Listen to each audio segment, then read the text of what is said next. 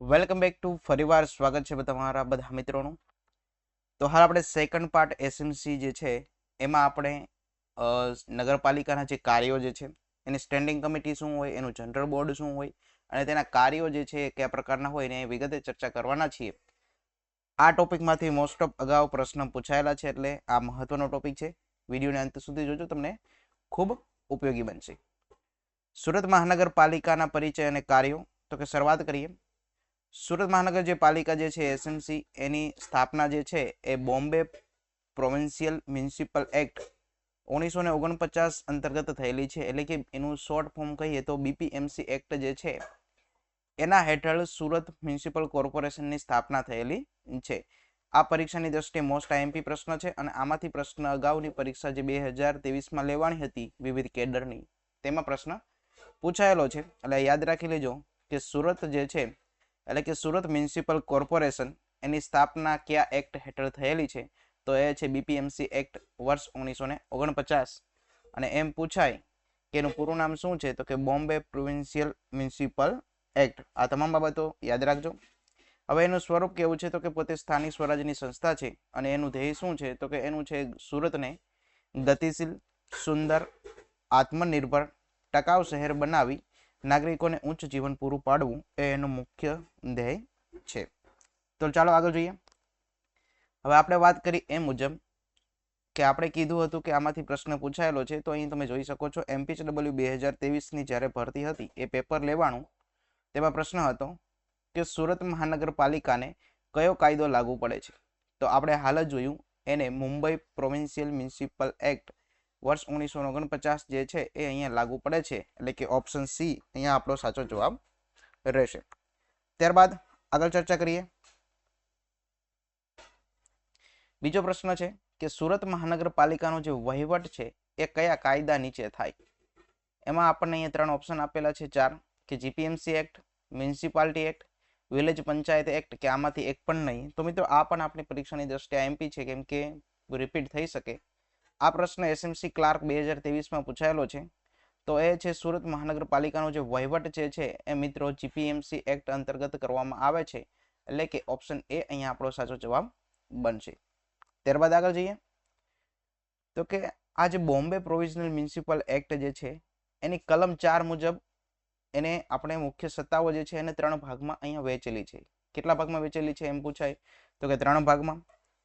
કઈ કલમ અંતર્ગત વહેંચાયેલી છે, તો કે કલમ 4 મુજબ વહેંચાયેલી છે. અને એક્ટ કયો છે, તો કે એક્ટ છે બીપીએમસી એક્ટ, કે જે વર્ષ 1949માં ઘડવામાં આવેલો હતો. હવે જોઈએ તો કે કયા 3 ભાગમાં વહેંચાય. તો પ્રથમ આવશે એને આપણે જનરલ બોર્ડ, કે જે સર્વોચ્ચ નિર્ણય લેતી સંસ્થા છે. એટલે કે મ્યુનિસિપલ કોર્પોરેશન જ્યાં હોય અહીંયા જનરલ બોર્ડ જે હોય છે એ મુખ્ય એટલે કે સર્વોચ્ચ જે નિર્ણય લેતી સંસ્થા એ છે જનરલ બોર્ડ. બીજા નંબરે આવે છે તો કે એને કહેવાય સ્થાયી સમિતિ, કે જેને આપણે સ્ટેન્ડિંગ કમિટી તરીકે ઓળખીએ છીએ. એમાં શું હોય તો કે નાણાકીય નિર્ણયો લેતી મુખ્ય સમિતિ છે. પરીક્ષામાં પૂછાય કે નીચેનામાંથી કઈ સમિતિ એ નાણાકીય નિર્ણયો લેતી મુખ્ય સમિતિ છે, તો એ આવશે સ્થાયી સમિતિ. કઈ આવશે? સ્થાયી સમિતિ, કે જેને આપણે ઇંગ્લિશમાં સ્ટેન્ડિંગ કમિટી તરીકે ઓળખીએ છીએ. અને ત્રીજો સત્તાની વહેંચણી જે છે એ છે મ્યુનિસિપલ કમિશનર, જે એના વહીવટી વડા હોય છે. શું હોય છે? વહીવટી વડા. તો અહીંયા આપણે કલમ 4 મુજબ 3 ભાગમાં ડિવાઈડ કર્યું. પહેલું જોયું આપણે જનરલ બોર્ડ, કે જે સર્વોચ્ચ નિર્ણય લેતી સંસ્થા છે. બીજું જોયું તો કે સ્થાયી સમિતિ, જે નાણાકીય નિર્ણયો જે લેવાના હોય એ એમાં લેવાય. અને ત્રીજા નંબરનું જે છે મ્યુનિસિપલ કમિશનર, કે જે આના વહીવટી વડા હોય છે. હવે આગળ જોઈએ.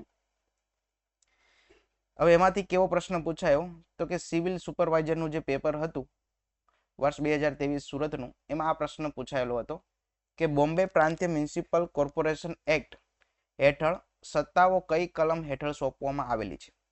કલમ 7, કલમ 6, કલમ 5 કે કલમ 4. તો હાલ જ આપણે જોયું તો કલમ 4 મુજબ એને 3 ભાગમાં સત્તાઓ વહેંચેલી હતી. એટલે અહીંયા આપણો ઓપ્શન ડી એ સાચો જવાબ બનશે. તો આવી માહિતી એ ખાસ યાદ રાખજો, પરીક્ષાની દ્રષ્ટિએ ખૂબ ઉપયોગી બનશે. આગળ જોઈએ. હવે આ જે 3 ભાગમાં જે સત્તાધિકારીઓને જે ડિવાઈડ કરેલા છે એને આપણે અહીંયા વિસ્તૃત ચર્ચા કરવાના છીએ. એટલે કે દરેક પાઠને આપણે ઊંડાણપૂર્વક સમજશું, કે એમાં આમાંથી મોસ્ટ ઓફ રીતે ઘણા બધા પ્રશ્નો પૂછાયેલા છે એટલા માટે. હવે સ્થાનિક રાજ્યના સત્તાધિકારીઓ જે છે એને મુખ્યત્વે આપણે સ્થાનિક વહીવટ ને મુખ્ય 3 ભાગમાં વહેંચીએ. કેટલા? તો કે સ્થાનિક જે વહીવટ આવે મ્યુનિસિપલ કોર્પોરેશનનો જે વહીવટ હોય એ 3 ભાગમાં વહેંચાયેલો હોય. પહેલો શું હોય? તો કે પ્રથમ જે છે એ સ્ટેન્ડિંગ કમિટી હોય, બીજું જે છે એ જનરલ બોર્ડ, ત્રીજું જે છે એ મ્યુનિસિપલ કમિશનર. તો કે આવી રીતે 3 ભાગમાં એને આપણે વિભાજિત કરતા હોઈએ છીએ. ઓકે, તો આગળ ચર્ચા કરીએ. હવે અહીં તરીકે એક ચાર્ટ આપેલો છે ને આ ચાર્ટ જે છે એ આપણા માટે સમજવો અને યાદ રાખવું પરીક્ષાની દ્રષ્ટિએ ખૂબ ઇમ્પોર્ટન્ટ ધરાવે છે. તો એની ચર્ચા કરી લઈએ.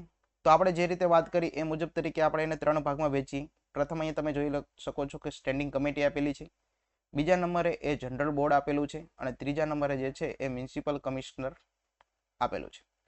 હવે વાત કરવા જઈએ તો કે સ્ટેન્ડિંગ કમિટીમાં શું હોય? તો કે સ્ટેન્ડિંગ કમિટીમાં 2 હોય, એક છે મલ્ટી સેક્રેટરી અને એક છે મલ્ટી ઓડિટર. હવે એવી જ રીતે જનરલ બોર્ડની જો મિત્રો વાત કરવા જઈએ તો જનરલ બોર્ડના 2 ભાગ પડે. એક અહીંયા આવે એડહોક કમિટી. ઓકે, આ પરીક્ષાની દ્રષ્ટિએ ખૂબ આઈએમપી છે એટલે યાદ રાખજો કે જનરલ બોર્ડમાં 2 ભાગ છે, એક છે એડહોક કમિટી અને બીજું છે સ્પેશિયલ કમિટી. અને હવે વાત કરીએ તો કે એડહોક કમિટીમાં એમ પૂછે કે કઈ સમિતિનો સમાવેશ થાય છે. તમને પરીક્ષામાં પૂછાય કે નીચેનામાંથી કઈ સમિતિ જે છે એ એડહોક સમિતિ નથી, તો આ 3 સિવાયની જે સમિતિ હોય એ આપણો જવાબ બને. કેમ કે આ 3 તો કઈ સમિતિ છે? તો કે એડહોક. એમાં કઈ સમિતિ આવે છે? એક આવશે ખાદી સમિતિ, બીજું છે મેયર સમિતિ અને એક છે લેક્ચર કમિટી. તો આ ત્રણેય જે છે એ કમિટી જે છે એ એડહોક કમિટી છે. અને એવી જ રીતે અહીંયા સ્પેશિયલ કમિટી છે. કેટલી કમિટી છે? તો કે સ્પેશિયલ કમિટી 12 છે ટોટલ. યાદ રાખી લેજો ટોટલ કેટલી છે? તો કે 12. પહેલી છે હેલ્થ, બીજી છે પબ્લિક વર્ક, ત્રીજી વોટર વર્ક, ચોથી છે ટાઉન પ્લાનિંગ, પાંચમી છે સોશિયલ વેલફેર અને રિએક્શન કલ્ચર, છઠ્ઠી છે ડ્રેન, સાતમી હોસ્પિટલ અને health, 8 housing project and garden, 9માં છે લાઇટ એન્ડ ફાયર, 10મી છે સ્લમ ઇમ્પ્રુવમેન્ટ, 11 છે અને 12માં. ઓકે, તો આવી રીતે ટોટલ 12 સમિતિઓ જે છે એ સ્પેશિયલ કમિટી તરીકે જનરલ બોર્ડમાં સમાવેશ કરેલો હોય છે. ન યાદ રહે તો સ્ક્રીનશોટ લઈ લેજો, અથવા તો સ્ક્રીનશોટ ન લેવો હોય તો આના પછી હું તમને આને વિગતે ચર્ચા કરવાનો જ છું, તો અથવા પોતાની નોટમાં નોટ કરી લેજો. પરીક્ષાની દ્રષ્ટિએ ખૂબ ઇમ્પોર્ટન્ટ બનશે. અને એવી જ રીતે ત્રીજો જે પેટો પ્રકાર છે એ છે મ્યુનિસિપલ કમિશનર, કે જેની નીચે ઓલ ડિવિઝન હેડ આવે. ઓકે, પછી ડિપાર્ટમેન્ટ હોય કે ઝોન હોય, આ તમામ જે છે એના વહીવટી કરતા મ્યુનિસિપલ કમિશનર હોય છે. હવે આ હતી એના ચાર્ટની માહિતી. હવે એની થોડીક વિગતે ચર્ચા કરીએ મિત્રો.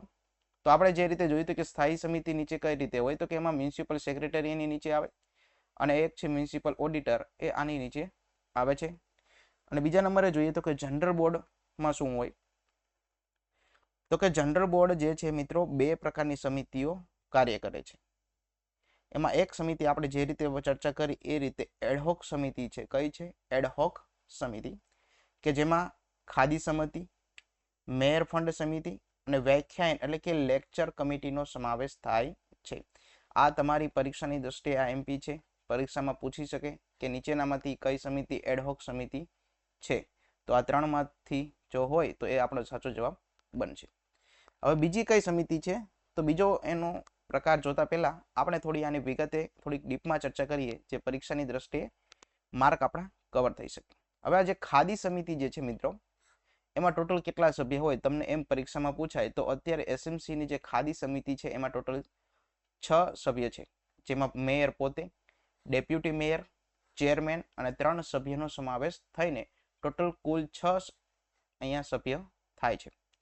હવે ખાદી સમિતિના જો તમને વાત કરીએ તો કે એના મેયર પણ સભ્ય છે. એટલે મેયર કોણ હતા? તો કે દક્ષેશ કિશોરભાઈ માવાણી આપણા મેયર છે.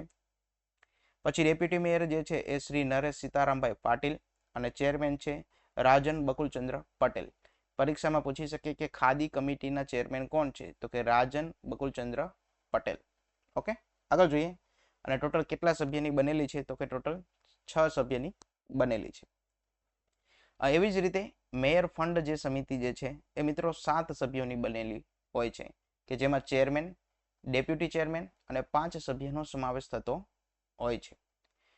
ઓકે, તો આપણા માટે અહીંયા મહત્વનું માત્ર એટલું છે કે ટોટલ કેટલા સભ્ય હોય, તો એના ટોટલ સભ્ય 7 હોય. આટલું યાદ રાખી લેશો તો પણ ઇનફ છે. અને એક યાદ રાખજો કે મેયર ફંડ કમિટી જે છે એ એડ હોક જે સમિતિ જે છે એની નીચે આવે છે. હવે બીજો જે પેટા પ્રકાર છે જે ખાસ સમિતિઓ, જેને આપણે સ્પેશિયલ કમિટી કહીએ છીએ, એમાં કઈ કઈ સમિતિનો સમાવેશ થાય છે તો અહીંયા 12ના નામ આપેલા છે. પહેલું છે આરોગ્ય એટલે કે હેલ્થ. બીજા નંબરની છે કે જાહેર બાંધકામ, જેને પબ્લિક વર્ક કહીએ. બીજી છે વોટર વર્ક્સ. ચોથા નંબરની છે ટાઉન પ્લાનિંગ. પાંચમા નંબરનું છે સમાજ કલ્યાણ, મનોરંજન અને સાંસ્કૃતિક. છઠ્ઠી છે ડ્રેનેજ. સાતમી આવશે હોસ્પિટલ અને આરોગ્ય. મિત્રો આ તમામ યોજનાઓ યાદ રાખજો, અગાઉ આમાંથી પ્રશ્ન પૂછાયેલા છે. આના પછી હું તમને જણાવીશ કે કેટલા પ્રશ્ન પૂછાણા. ઓકે, એટલે યાદ રાખજો, ખૂબ પરીક્ષાની દ્રષ્ટિએ ઉપયોગી છે માહિતી. આઠમા નંબરની છે હાઉસિંગ અને પ્રોજેક્ટ ગાર્ડન. 9 છે લાઇટ અને ફાયર. 10મા નંબરની છે ઝૂંપડપટ્ટી સુધારણા. 11મી છે અજ્ઞાત સૈનિક સ્મારક ફંડ સમિતિ અને મસ્કાંતી હોસ્પિટલ માટેની સલાહકાર સમિતિ. આવી રીતે આ જે ટોટલ 12 સમિતિઓ જે છે એ સ્પેશિયલ કમિટીઓ છે. એટલા માટે અહીંયા યાદ રાખી લેજો, ન યાદ રહે તો એકવાર લખી લેજો. આ 12 કમિટી સ્પેશિયલ કમિટી કહેવાય છે. આગળ જોઈએ. અને ત્રીજો આપણે જે સત્તાધિકારી તરીકે નિમણૂક કરી હતી એ છે મ્યુનિસિપલ કમિશનર, કે જેમની નીચે તમામ વિભાગીય વડાઓ અને સંબંધિત વિભાગ અને ઝોન એ એમના અંડરમાં આવતું હોય, એટલે કે એમના નીચે પોતે કાર્ય કરતા હોય છે.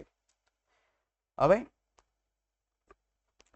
એની વૈધાનિક સત્તાધિકારીઓ તરીકે આપણે થોડી જોઈએ તો કે મુખ્ય વૈધાનિક સત્તાધિકારીઓ શું છે તો કે બીપીએમસી એક્ટ જે વર્ષ 1949ની કલમ 4 મુજબ આપણે એને 3 ભાગમાં વહેંચેલી હતી.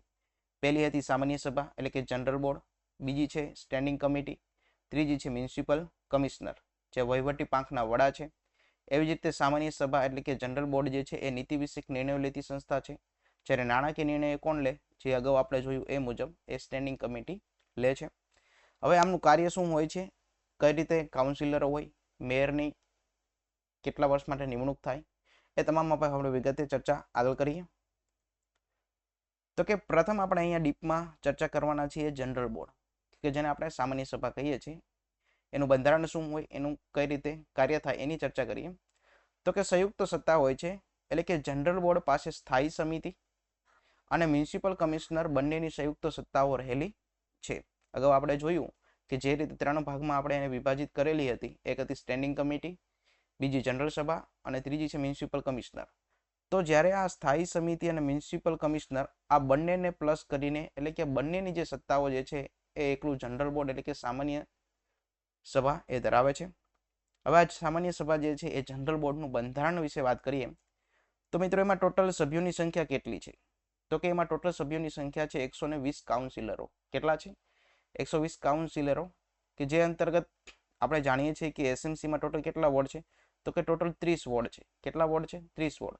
એટલે કે દરેક વોર્ડ દીઠ 4 સભ્ય, એટલે કે 30 વોર્ડ દીઠ 4 સભ્ય, એટલે કે ટોટલ 120 કાઉન્સિલરો એ જનરલ બોર્ડ ધરાવે છે.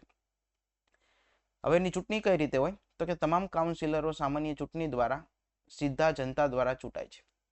પરીક્ષાની દ્રષ્ટિએ આ તમામ માહિતી ઉપયોગી છે, યાદ રાખજો. અગાઉ ઘણા બધા પ્રશ્નોમાંથી પૂછાયેલા છે, જે હું તમને લાસ્ટમાં દેખાડીશ, પણ યાદ રાખજો કે આ જે કાઉન્સિલરો જે છે એ મિત્રો સામાન્ય ચૂંટણી દ્વારા સીધા જનતા દ્વારા ચૂંટાયેલા હોય છે.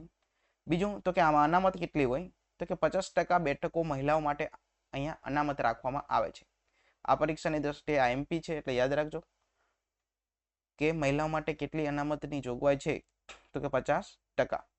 બીજું તો કે એમની મુદ્દત કેટલી હોય, આ કાઉન્સિલરો જે ચૂંટાઈ આવે છે એમની મુદ્દત કેટલી હોય તો કે સામાન્ય રીતે બોર્ડની મુદ્દત જે છે, એટલે કે જનરલ જે બોર્ડ જે છે એની મુદ્દત કેટલી હોય, સોરી અહીં થોડું સુધારી લેજો, એટલે કે જનરલ બોર્ડ એટલે કે સામાન્ય સભ્ય જે છે એની મુદ્દત કેટલા વર્ષની હોય તો કે પોતે 5 વર્ષની મુદ્દત ધરાવે છે.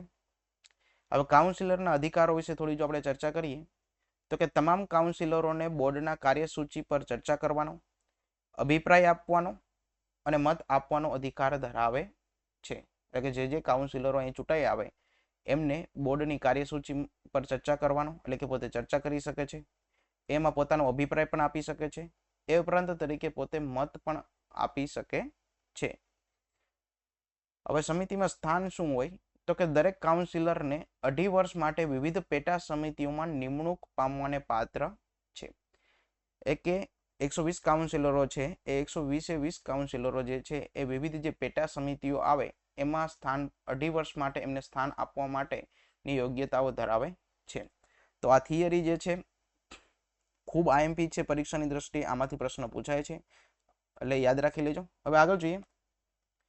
અગાઉ જે આપણે ચર્ચા કરી મેં તમને કીધું કે આઈએમપી છે, એવી જ રીતે MPHW 2023માં જ્યારે પેપર લેવાનું એસએમસીનું, એમાં પૂછાયેલું કે સુરત મહાનગરપાલિકામાં કાઉન્સિલરની કુલ જગ્યા પૈકી કેટલા ટકા અનામત મહિલાઓ માટે હતી? તો એ હતી 50% અનામત મહિલાઓ માટે રાખવામાં આવેલી હતી. આગળ જોઈએ. હવે મુખ્ય હોદ્દેદારો અને કાર્યકાળ જનરલ બોર્ડમાં શું હોય એની ચર્ચા કરીએ. તો કે મેયર અને ડેપ્યુટી મેયરની પ્રથમ જોઈએ તો કે કાઉન્સિલરોમાંથી ચૂંટાય છે, તેમની મુદત 2.5 વર્ષની હોય છે. કોઈપણ મ્યુનિસિપલ કોર્પોરેશન હોય એમાં બે હોય, એક છે મેયર હોય અને એક ડેપ્યુટી મેયર. તો કે હવે આમની નિમણૂક કઈ રીતે થાય? તો કે જે 120 કાઉન્સિલરો જે ચૂંટાઈને આવ્યા છે, હવે એમાંથી એમની ચૂંટણી થાય અને જેને વધુ મત મળે એ મુજબ એના મેયર અને ડેપ્યુટી મેયર જે છે એ નક્કી થતા હોય છે. અને એમની જો અવધિ કહીએ એટલે કે કેટલા વર્ષ માટે હોય તો કે 2.5 વર્ષ માટે મેયર અને ડેપ્યુટી મેયરનું પદ સંભાળશે. બીજું તો કે અધ્યક્ષતા શું છે? તો કે જનરલ બોર્ડના અધ્યક્ષ મેયર હોય છે. ઓકે, જે આપણે અગાઉ ચર્ચા કરી એ મુજબ જે જનરલ બોર્ડ હોય છે એટલે કે સામાન્ય સભા, એના અધ્યક્ષ કોણ હોય તો કે એ છે મેયર હોય. પણ માની લો કે મેયર જ્યારે ગેરહાજર હોય ત્યારે કોણ અધ્યક્ષ હોય તો કે એના ડેપ્યુટી મેયર જે હોય છે એ એના અધ્યક્ષ કહેવાશે. બીજું તો કે નિમણૂક કોણ કરે છે? તો કે પ્રથમ બેઠકમાં મેયર, ડેપ્યુટી મેયર અને સ્ટેન્ડિંગ કમિટીના 12 સભ્યોની નિમણૂક થાય છે. યાદ રાખી લેજો, જ્યારે પણ પ્રથમ બેઠક મળે, ઓકે, ચૂંટણી થઈ ગયા, કાઉન્સિલર આવી ગયા છે, એ પછીની જે પ્રથમ બેઠક જે કમિશનરના અંડર જે મળે છે એમાં શું થાય તો કે પ્રથમ બેઠક મળે એમાં મેયરની નિમણૂક થાય, ડેપ્યુટી મેયરની પણ નિમણૂક થઈ જાય અને સાથે સાથે તરીકે સ્ટેન્ડિંગ કમિટી એટલે કે એના પણ જે 12 સભ્યો જે છે સ્થાયી સમિતિ એની પણ નિમણૂક થઈ જાય છે. એટલે આ માટે યાદ રાખજો કે પ્રથમ બેઠકોમાં કયા કયા કાર્યો થાય અને કોના અંતર્ગત મળે તો કે પોતે કમિશનર પ્રથમ બેઠક નક્કી કરતા હોય છે. બીજું અહીંયા નોંધ કરી માહિતી બતાવેલી છે કે મેયર જે છે એ શહેરના પ્રથમ નાગરિક કહેવામાં આવતા હોય છે. આ પણ પરીક્ષાની દ્રષ્ટિએ મોસ્ટ આઈએમપી છે એટલે યાદ રાખજો કે શહેરના પ્રથમ નાગરિક જે છે એ છે મેયર. તો આ જે ટેકનિકલ આસિસ્ટન્ટ વર્ષ 2023માં જે પેપર લેવાનું એસએમસીનું, એમાં પ્રશ્ન પૂછ્યો હતો કે સુરતના પ્રથમ નાગરિક કોણ છે? તો મિત્રો હાલ જ આપણે ચર્ચા કરી કે મેયર જે હોય છે મેયર શ્રી એના પ્રથમ નાગરિક છે એટલે કે ઓપ્શન સી. આગળ જોઈએ. હવે આ જે જનરલ બોર્ડ જે છે એમાં બેઠક અને એનું સંચાલન કઈ રીતે થાય? તો કે આપણે અગાઉ વાત કરી એ મુજબ તરીકે પ્રથમ બેઠક જે છે મિત્રો, સામાન્ય ચૂંટણી પછી પ્રથમ બેઠક જે છે એ મ્યુનિસિપલ કમિશનર નક્કી કરતા હોય છે. જે આપણે હાલ જ જોયું કે આ કોણ નક્કી કરે? એ નક્કી કોણ કરે તો કે એક મ્યુનિસિપલ કમિશનર નક્કી કરે.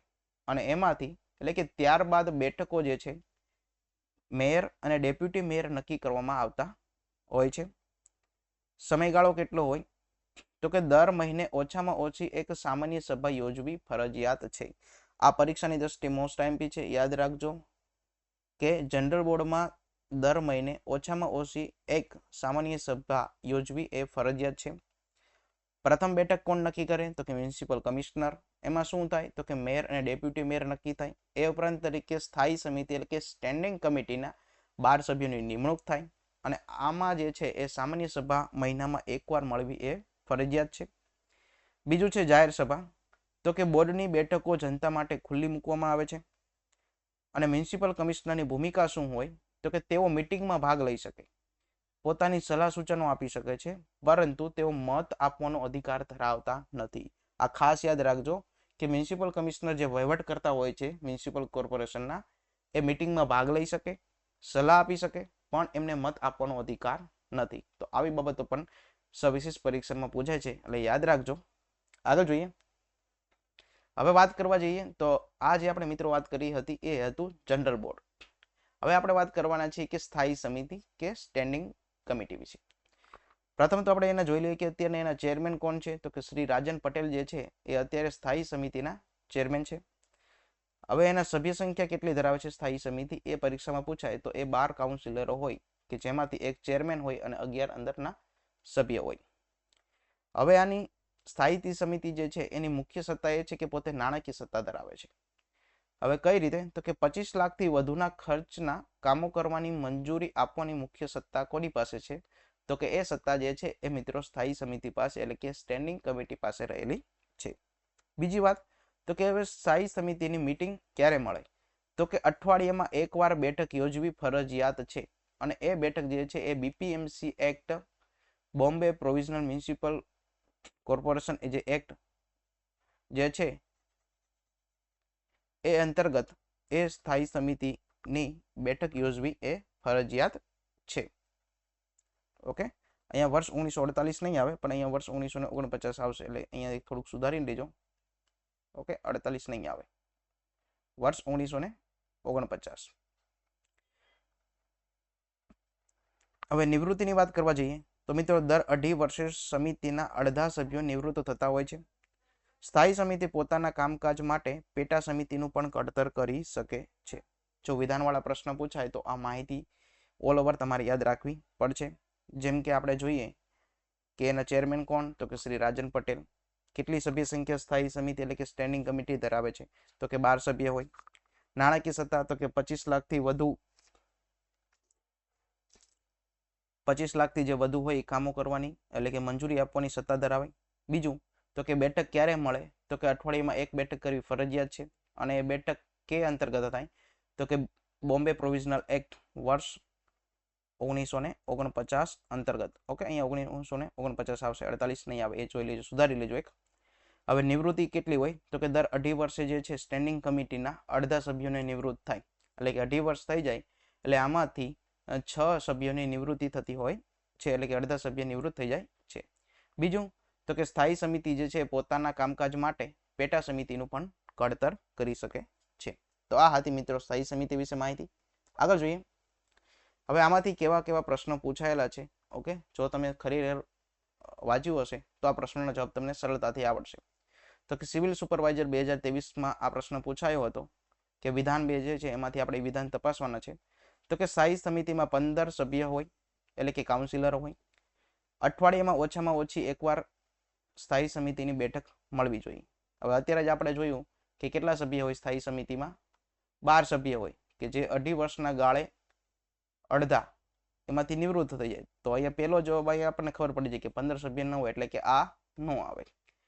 પછી કીધું તો કે અઠવાડિયામાં એકવાર સ્થાયી સમિતિની બેઠક મળવી જોઈએ. તો કે હા, આ જવાબ સાચો છે. અને કે અંતર્ગત મળે છે? તો કે બીપીએમસી જે એક્ટ જે છે વર્ષ 1949 એ અંતર્ગત આ અઠવાડિયામાં મળવી એ ફરજિયાત છે. એટલા માટે અહીંયા ઓપ્શન બી એ સાચો જવાબ બનશે કે માત્ર બી સાચો છે.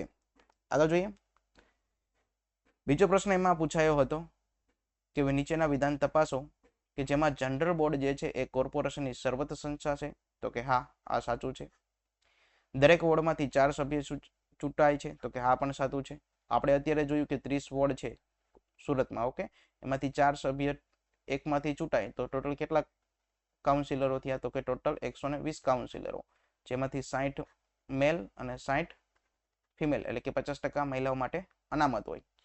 એટલા માટે અહીંયા આપણે એ અને બી બંને સાચા છે એટલે કે ઓપ્શન ડી અહીંયા આપણો સાચો જવાબ બનશે. આગળ જોઈએ. ચૂંટાયેલા કાઉન્સિલરોની મુદ્દત 6 વર્ષની હોય? તો કે નહીં, આ જ વિધાન ખોટું છે. કેટલા વર્ષની હોય? તો કે આપણે અત્યારે જોયું તો કે 5 વર્ષની હોય. પછી તો કે કમિટીમાં નિમણૂક કાઉન્સિલરોની 3 વર્ષ હોય? તો કે આ વિધાન પણ ખોટું છે. 3 વર્ષ માટે ન હોય. કેટલા વર્ષ માટે હોય? તો કે 2.5 વર્ષ માટે હોય. તો આ બંને વિધાન ખોટા છે. તો અહીંયા ઓપ્શન બી એ આપણો સાચો જવાબ બનશે કે એ અને બી બંને યોગ્ય નથી. આગળ જોઈએ. અને આ જે છે એ વખતનું 3rd ગ્રેડ ક્લાર્કનું જે પેપર લેવાનું હતું 2023માં એમાં પરીક્ષામાં પૂછાયેલો હતો. પછી ચૂંટણી બાદ મહાનગરપાલિકામાં પ્રથમ બેઠકનું સ્થળ અને તારીખ કમિશનર નક્કી કરે? તો કે હા વિધાન સાચું છે. તો કે હા સાચું છે. બીજું, પ્રથમ બેઠક પછીની બેઠકની તારીખ અને સમય એ કોણ નક્કી કરે? તો કે એ પછીની જે બેઠક મળે એનો સમય અને તારીખ એ મેયર નક્કી કરે છે. એટલે અહીંયા યાદ રાખી લેજો, પહેલી જે પ્રથમ બેઠક મળે એ કોણ નક્કી કરે? તો કે કમિશનર. અને એ પછીની જે બેઠકો મળે એનો તારીખ અને સમય જે છે એ મેયર નક્કી કરતા હોય છે. એટલે ઓપ્શન એ અને બી બંને યોગ્ય છે, એટલે કે એ અહીંયા આપણો સાચો જવાબ બનશે. આગળ જોઈએ, સુરત મહાનગરપાલિકામાં જનરલ બોર્ડ એ સર્વોચ્ચ સ્થાન ધરાવે છે અને કાઉન્સિલરોની ચૂંટણી એ સામાન્ય મતદાનથી થાય છે. તો કે હા, આ બંને વિધાનો યોગ્ય છે, એટલે કે ઓપ્શન સી અહીંયા આપણા સાચો જવાબ બનશે. આગળ જોઈએ, મિત્રો આ બધા પ્રશ્નો અગાઉ સુરતમાં જ્યારે 2023માં પેપર લેવાના એમાં પૂછાયેલા છે, એની જ આપણે અહીંયા ચર્ચા કરીએ છીએ, એટલા માટે બધી માહિતી યાદ રાખજો. ઓકે, સામાન્ય રીતે સુરત મહાનગરપાલિકાની સ્ટેન્ડિંગ કમિટી અઠવાડિયામાં એક વખત મળે છે. દર 1 વર્ષે સ્ટેન્ડિંગ કમિટીના 1/3 સભ્ય નિવૃત્ત થાય છે. તો હા, આપણે અત્યારે જોયું કે સ્ટેન્ડિંગ કમિટી સ્થાયી સમિતિ અઠવાડિયામાં એકવાર મળવી ફરજિયાત છે. તો કે આ સાચું વિધાન છે. પછી દર એક વર્ષે સ્ટેન્ડિંગ કમિટીના 1/3 સભ્ય નિવૃત્ત થાય છે. તો ચાલો આનો તમારે મને કોમેન્ટમાં જવાબ દેવાનો થશે કે શું આ ખરેખર વિધાન સાચું છે. જો સમજ્યા હશો તો જરૂર ચોક્કસ તમને આવડશે. ચલો આગળ જોઈએ, મહાનગરપાલિકાની બેઠકમાં મેયર અને ડેપ્યુટી મેયરની ચૂંટણી થાય. તો કે હા, વિધાન યોગ્ય છે. તો કે હા, વિધાન સાચું છે. બીજું, મહાનગરપાલિકાની પ્રથમ બેઠકમાં અલગ અલગ સમિતિના સભ્યોની નિમણૂક કરવામાં આવે. તો કે આ પણ વિધાન સાચું છે, એટલે કે ઓપ્શન બંને સાચા છે, જેથી કરીને ઓપ્શન ડી અહીંયા આપણો સાચો જવાબ બનશે. હવે આપણે અહીં થોડી ચર્ચા કરી લઈએ કે ડેપ્યુટી મેયર અને મેયર આ બંનેની નિમણૂક થાય. એ ઉપરાંત તરીકે જે ખાસ સમિતિના જે અલગ અલગ સભ્યો હોય એમની પણ નિમણૂક થાય. પણ એમ પૂછે કે પ્રથમ બેઠક કોણ બોલાવે, એટલે કે કોણ નક્કી કરે, તો એ હોય મ્યુનિસિપલ કમિશનર. અને પ્રથમ બેઠક મળી જાય એ પછીની જે બેઠકો જે છે એ મેયર નક્કી કરતા હોય છે. આગળ જોઈએ, નગરપાલિકામાં સામાન્ય સભાની મુદ્દત પૂર્ણ થયા બાદ વહીવટદારની નિમણૂક કોણ કરે? માની લ્યો કે સામાન્ય સભા જે છે જનરલ બોર્ડ એની મુદ્દત પૂરી થઈ જાય, એ પછી એનો વહીવટદાર હોય, એટલે કે એનો વહીવટ કોણ કરશે, એની નિમણૂક કોણ કરે? તો એ જે છે એ મિત્રો રાજ્ય સરકાર કરતી હોય છે, એટલે કે ઓપ્શન સી અહીંયા આપણો સાચો જવાબ બનશે. આગળ જોઈએ, સુરત મહાનગરપાલિકાના કમિશનર તરીકે કાર્ય કર્યા બાદ કયા અધિકારીની ભારતના મુખ્ય ચૂંટણી કમિશનર તરીકે નિમણૂક કરવામાં આવી હતી? તો એ હતા શ્રી એન ગોપાલ સ્વામી, એટલે કે ઓપ્શન બી. હવે મિત્રો, સુરત કોર્પોરેશનમાં ટોટલ 18 સમિતિઓ છે અને કઈ કઈ સમિતિ છે અને એમાં ટોટલ કેટલા મેમ્બર છે એની આપણે ચર્ચા કરીએ. તો પહેલી છે સ્ટેન્ડિંગ કમિટી, એટલે કે સ્થાયી સમિતિ. હવે આમાં ટોટલ કેટલા સભ્ય છે એની જો અહીંયા ચર્ચા કરીએ તો ટોટલ અહીંયા 12 સભ્ય છે. ઓકે, એક ચેરમેન અને 11 સભ્ય. પછી હેલ્થ કમિટી જે આવે છે એમાં ટોટલ કેટલા સભ્ય છે? તો કે એમાં 9 સભ્ય છે. જાહેર બાંધકામ એટલે કે પીડબ્લ્યુડી કમિટીમાં પણ 9 સભ્ય છે. વોટર એટલે કે પાણી સમિતિ 9 સભ્ય છે. ટાઉન પ્લાનિંગમાં પણ 9 સભ્ય ધરાવે છે. પછી એ રીતે સમાજ કલ્યાણ, આણંદ પ્રમોદ અને સાંસ્કૃતિક સમિતિ, તો કે એ પણ 9 સભ્ય ધરાવે છે. હવે તમને એવું લાગતું હશે કે આ સભ્યો શા માટે યાદ રાખવા, તો કે આના પછી હું તમને એમસીક્યુ દેખાડીશ કે જેમાં આવા પણ પ્રશ્નો પૂછાયેલા છે. એટલે કોઈ પણ માહિતી આપણે અહીંયા મૂકવાની થતી નથી કે જે પરીક્ષામાં આપણા માર્ક કપાય. એ ઉપરાંત તરીકે ગટર સમિતિ જે હોય એમાં પણ ટોટલ 9 સભ્ય હોય છે. પછી લો કમિટી એટલે કે જે કાયદાની જે સમિતિ જે છે એમાં પણ કેટલા સભ્ય હોય છે? તો કે એમાં પણ અત્યારે 9 સભ્ય છે. અહીંયા જે તમને યલો કલરની જે મિત્રો કમિટી દેખાશે એ સ્પેશિયલ કમિટી જે છે એને આપણે યલો કલર આપેલો છે. આગળ જોઈએ, hospital medical aid and hygiene committee, એટલે કે રૂગાણીય વૈદ્યકીય તંદુરસ્તી વર્ધક સમિતિ. મિત્રો આના ગુજરાતી નામ યાદ રાખજો, કેમ કે આ ગુજરાતી નામો પણ પરીક્ષામાં પૂછાયેલા છે. હમણાં હું તમને દેખાડું આના પછી કે કયો પ્રશ્ન પૂછાયો હતો. તો કે આમાં કેટલા સભ્ય હોય છે? તો કે આમાં પણ અત્યારે 9 સભ્ય છે. પછી હાઉસ એન્ડ ગાર્ડન કમિટીમાં, તો કે એમાં પણ અત્યારે 9 સભ્ય છે. લાઇટ ફાયરમાં તો કે 9 સભ્ય ધરાવે છે. સ્લમ ઇમ્પ્રુવમેન્ટ જે સમિતિ જે છે એમાં કેટલા હોય છે? તો કે સ્લમ ઇમ્પ્રુવમેન્ટમાં પણ અત્યારે ટોટલ 9 સભ્ય ધરાવે છે. હવે મોસ્ટ ટાઈમથી અગાઉ આપણે જે એડહોક સમિતિમાં જેનો સમાવેશ થાય એવી સમિતિ એટલે કે ખાદી સમિતિ જે છે એ કેટલા સભ્ય ધરાવે? તો એ મિત્રો અહીંયા ફેર આવશે, અહીંયા 6 સભ્ય ધરાવે છે. પછી બીજી છે મસ્કાનથી ધર્માર્થ હોસ્પિટલ સલાહકાર સમિતિ, એ ટોટલ મિત્રો 7 ધરાવે છે. કેટલા ધરાવે છે? એ 7 સભ્ય ધરાવે છે. પછી મેયર ફંડ કમિટી, તો કે મેયર ફંડ કમિટી અગાઉ આની આપણે ચર્ચા કરી ચૂકીએ છીએ. સોરી, અહીંયા થોડું સુધારી લેજો. મસ્કાંતી સમિતિ જે છે એ તમને એના અત્યારે વર્તમાન સભ્ય સંખ્યા કેટલી એ જો પૂછાય તો એ છે 11. અને મેયરની જે છે મેયર કમિટીમાં અત્યારે ટોટલ મેમ્બર જે છે એ મિત્રો 7 છે. આવી રીતે યાદ રાખજો કે ખાદ્ય સમિતિ જે છે એમાં 6 સભ્ય છે ખાદી સમિતિમાં. મેયર ફંડ કમિટીમાં અત્યારે 7 સભ્ય સંખ્યા છે. પછી મસ્કાતી ધર્માર્થ હોસ્પિટલ સલાહકાર સમિતિમાં અત્યારે 11 સભ્યો છે. પછી વ્યાખ્યાનમાળા સમિતિ જે છે એમાં મિત્રો 9 સભ્ય અત્યારે છે. પછી અજ્ઞાત સૈનિક પ્રતિક સ્મારક ફંડ આ સમિતિમાં અત્યારે મિત્રો 10 સભ્ય સંખ્યા છે. અને જાહેર પરિવહન પ્રવૃત્તિ સમિતિ જે છે એમાં 9 સભ્ય છે. તો આ રીતે તમારી નોટબુકમાં એકવાર આ બધું લખી લેજો, કેમ કે આમાંથી પ્રશ્ન પૂછાયેલા છે કે કઈ સમિતિમાં કેટલા સભ્યો અત્યારે હાલમાં છે. તો એની જોઈએ કે પૂછાયેલા હતા એ. તો પહેલા થોડી ચર્ચા કરી લઈએ. અગાઉ તો આપણે મેયર અને ખાદી સમિતિની જોઈ લીધી છે. તો અત્યારે જે આઈએમપી સમિતિઓ છે એની થોડી ચર્ચા કરીએ. તો કે મસ્કાંતી ધર્માર્થ હોસ્પિટલ સલાહકાર સમિતિ કે ટોટલ 11 સભ્ય ધરાવે છે, જેમાં એક ચેરમેન અને 10 સભ્ય છે.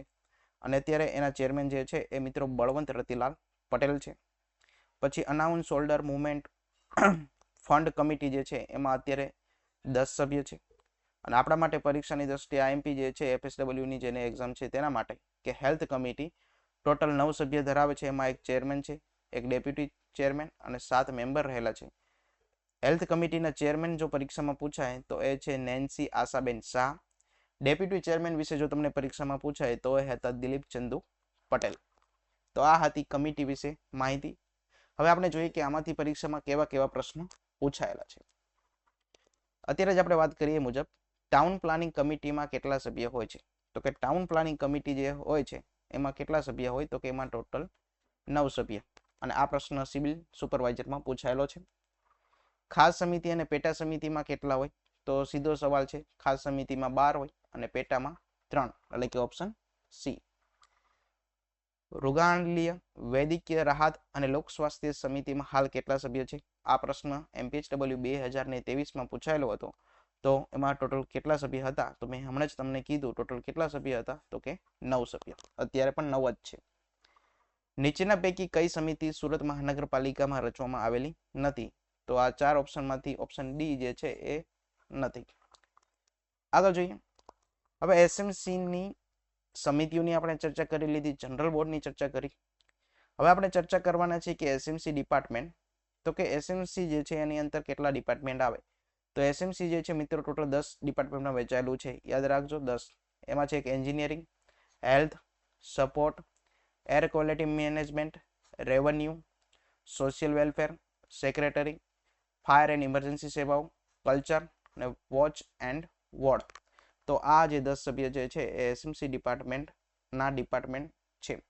હવે આપણા માટે મહત્વનો છે એક હેલ્થ ડિપાર્ટમેન્ટ, કે એમાં કયા કયા હેલ્થ ડિપાર્ટમેન્ટ અંતર્ગત કયા કયા કાર્યો આવે.